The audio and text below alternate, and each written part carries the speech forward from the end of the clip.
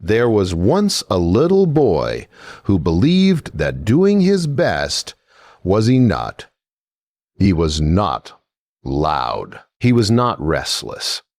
He carried his thoughts the way some children carry small treasures, carefully, close to the chest, unseen by others. When he worked with quiet care. When he listened fully. And in his small heart, there was a simple hope that effort would be understood. One afternoon, under a sky that seemed too wide for such a small moment, he made a mistake. It did not break anything that could not be repaired, but it was visible, clear, impossible to hide. And before he could gather his thoughts, they had already seen it. They did not shout. Sometimes silence can feel louder than shouting. Their eyes lingered. Their faces shifted. A few whispers floated through the air like cold wind through an open window. The boy felt it before he understood it. A warmth rose to his cheeks. His hands grew still. His breathing changed, though he tried not to show it. Inside, something tightened, a small knot right beneath his ribs. How could something so small feel so heavy? Five-rend. He looked at what he had done. He looked at them, and then he looked at them. In that quiet moment, something delicate began to crack. Not his work, not the air around him, but the gentle confidence he had carried so naturally. He wondered if effort truly mattered. He wondered if one mistake could erase many careful steps. Have you ever felt that? When the world grows quiet around you, and yet it feels as if everything is being said. He could have spoken. He could have defended himself. The words were there, waiting behind his teeth. Explanations, reasons, a careful story that might soften their judgment. But something stopped him. Not pride. Just a deep, unfamiliar stillness. He sensed that whatever he said would not change the way they were looking at him. The mistake had already taken shape in their minds. It had already been measured. So he stood there, small, silent, and very aware. The silence stretched. It felt long, though only a few breaths had passed. He became aware of his heartbeat. Slow, then faster, then steady again. One whispered, "Say something. Do not let them think this is who you are." The other said nothing at all. And strangely, it was the quiet voice that felt stronger. The boy did not yet understand it, but something important was happening. For the first time, he was not trying to appear right. He was simply standing inside what was true. Yes, he had made a mistake. Yes, they had seen it. But did that change who he was when no one was watching? He felt the urge to shrink, to disappear into the ground beneath his feet. Yet he remained still, present. There is a certain loneliness in being misunderstood. It arrives softly. It sits beside you without asking permission. And in that loneliness, you begin to meet yourself more clearly. The boy felt that loneliness. He realized that their judgment, though uncomfortable, could not enter the quiet place within him unless he opened the door. And in that realization, the knot beneath his ribs loosened. Just slightly. He lifted his eyes again, not to challenge them, not to ask for forgiveness. Not to ask for forgiveness, just to see. And in his small, steady gaze, there was something new forming, not defiance, not shame, but awareness. A mistake had been made, that was true. But something else had also been born in that quiet space between him and them. A question, and perhaps, without knowing it, the beginning of strength. After that day, the air around him felt different. No one said much. That was the strange part. There were no long speeches, no open blame. Only small glances that ended too quickly. Conversations that lowered when he stepped near. A softness in their voices that did not feel kind, only careful. Sometimes silence can carry more weight than words. He began to notice things he had never noticed before. The way they paused before answering him. The way their eyes shifted, as if measuring him against that one small moment. It was as though the mistake had grown larger in their memory than it ever was in reality. And slowly, without meaning to, he began to carry it too. At night, when everything was still, he would replay the moment in his mind. He would adjust it. Imagine himself reacting differently. Speaking sooner. Defending more clearly. Would it have changed anything? The thought lingered like a soft echo in an empty room. He felt something new stirring inside him. Not anger, not exactly sadness. It was more like a quiet unrest. A feeling of being watched, even when no one was looking. A sense that he now had something to prove. And yet, prove to whom? They had already formed their quiet opinions. He could feel it. Even when they smiled, it did not reach their eyes in the same way. Even when they spoke kindly, there was a distance, almost invisible but present. It is a tender thing, being misunderstood. You begin to question yourself. You begin to search your own heart for flaws that may not even be there. You wonder if the mistake revealed something deeper about you, something you had not seen. Was he careless? Was he less capable than he believed? The questions did not shout. They whispered. And sometimes whispers are harder to silence, to bring up the moment and clear the air. To remind them of all the times he had been careful, thoughtful, sincere. But something inside him hesitated. He began to see that the more he imagined their thoughts, the more power he gave them. Their whispers grew louder in his mind than they ever were in reality. He carried their imagined judgments like stones in his pockets, growing heavier with every step.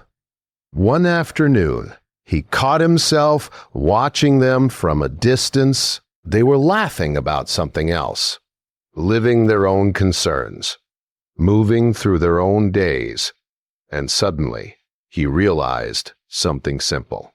The mistake that felt so large in his heart was already fading in theirs. They had not built their world around his error. They had only noticed it, then moved on in their own quiet way. It was he who kept returning to it. He who kept polishing it with worry. Why do we sometimes hold on to what others have already forgotten? The realization did not erase the discomfort, but it softened it. He began to observe his feelings instead of fighting them. When the unrest rose in his chest, he would sit with it. When the urge to defend himself appeared, he would watch it gently, like watching a cloud pass across the sky. He noticed something surprising. The more he resisted reacting, the calmer he became. The more he allowed the whispers to exist without answering them, the smaller they seemed. Their silence no longer felt like a wall closing in. It felt like space, and in that space, he began to hear his own thoughts more clearly. Perhaps they misunderstood him, but did that mean he had to misunderstand himself? This question stayed with him, quiet, steady, like a small light that does not flicker, even when the wind blows. He was learning something without being taught, that not every whisper deserves an answer, that not every glance requires a reaction, and that sometimes the heaviest burden is not what they think of us, but what we begin to think of ourselves.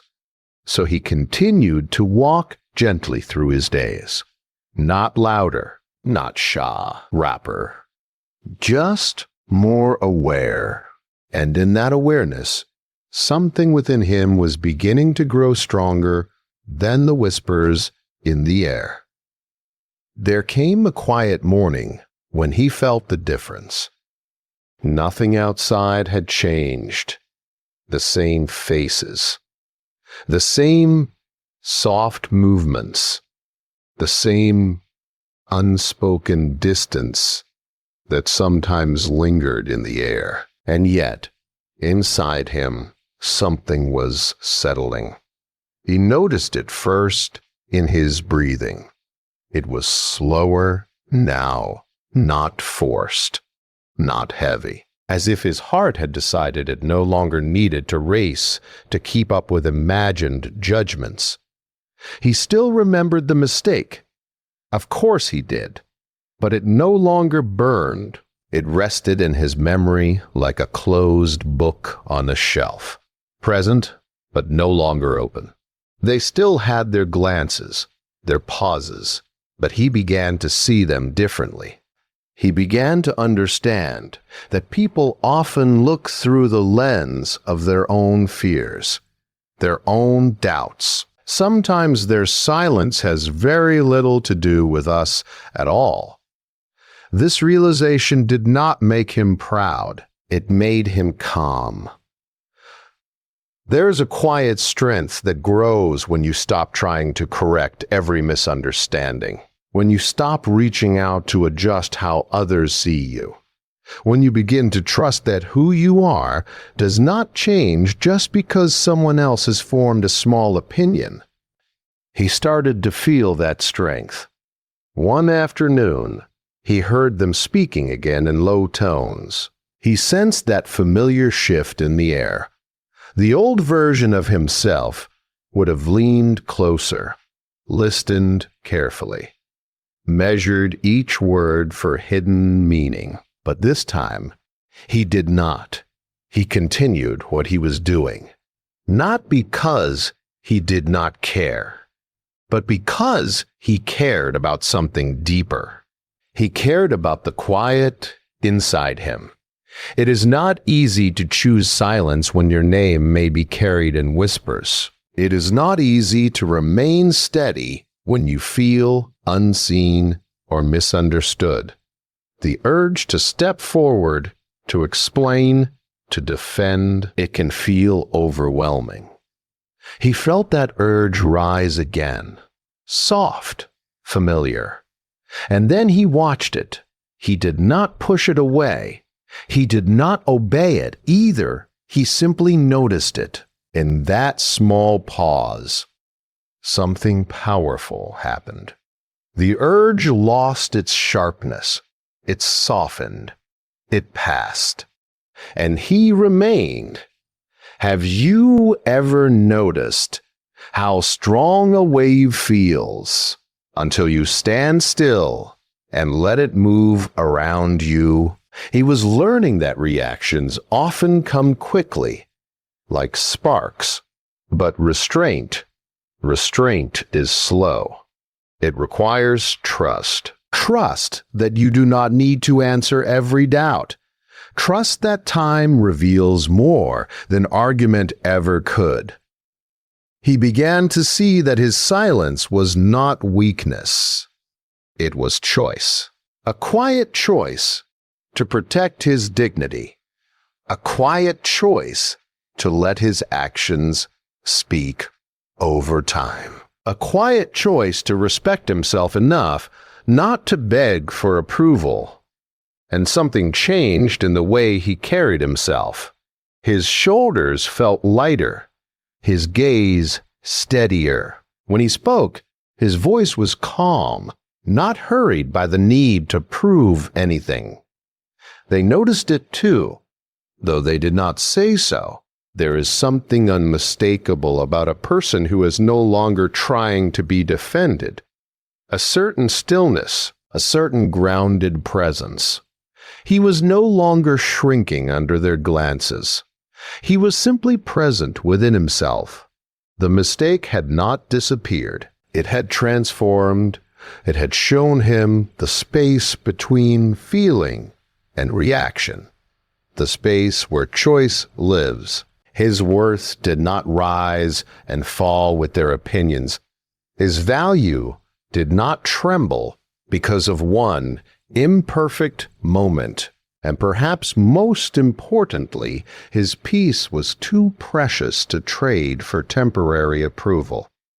So he began to move through his days with quiet patience. He answered when necessary. He listened when spoken to.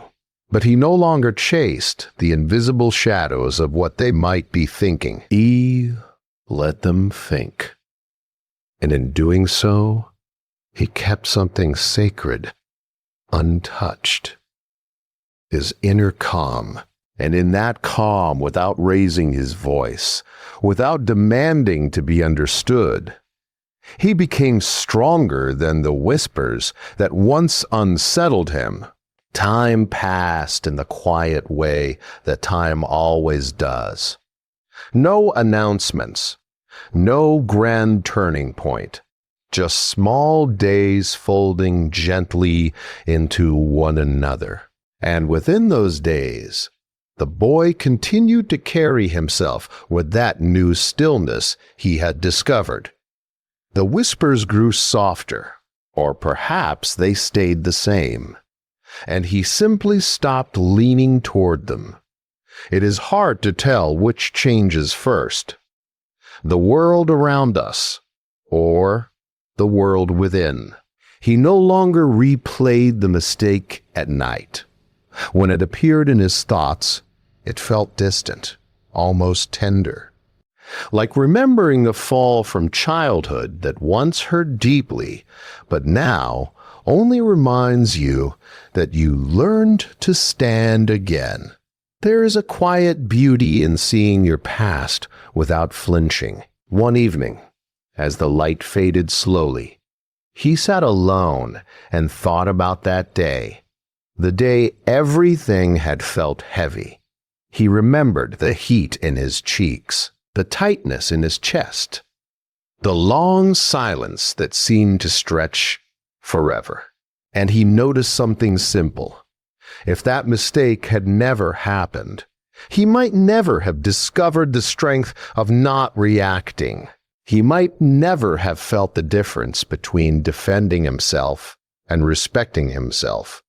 He might never have understood that peace is not something others give to you. It is something you guard quietly, from the inside. Sometimes what feels like embarrassment becomes a doorway. Sometimes what feels like judgment becomes a teacher. He began to see that they, in their own way, had played a part in his growth. Not because they were right, not because they were kind, but because their silence forced him to face his own, and in facing it, he found calm. Life, there is something powerful about knowing you do not need the last word. Something freeing about allowing others to misunderstand you, while you remain clear within yourself. The boy was still the same. He still made small errors. He still felt moments of doubt. He was not perfect, but he was no longer fragile in the same way. When he stumbled again, and he did not rush to scan their faces. He looked first at himself.